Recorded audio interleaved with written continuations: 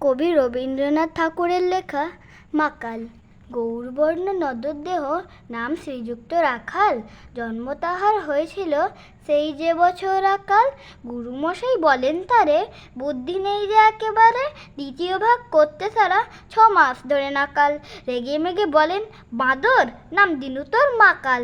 নামটা শুনে ভাবলে প্রথম বাকিয়ে যুগল ভুরু, তারপর সে বাড়ি এসে নৃত্য করলে শুরু। হঠাৎ ছেলের মাতন দেখি, সবাই তাকে শুধায় একই। সকলকে সে জানিয়ে দিল, নাম দিয়েছেন গুরু।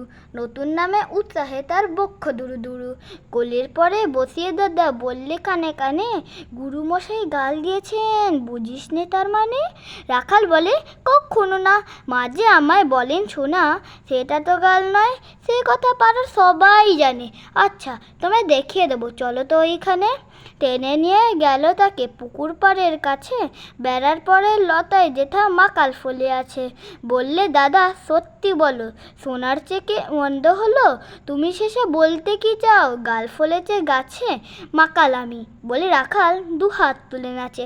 দোয়াত কলম নিয়েছতে, খেলতে নাহি চায়, লেখাপড়ায় মন দেখে মা অবাক হয়ে যায়।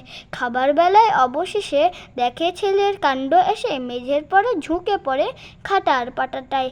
লাইন টেনে লিখছে শুধু মাকাল চন্দ্র রায়। লাইন টেনে লিখছে শুধু মাকাল চন্দ্র রায়।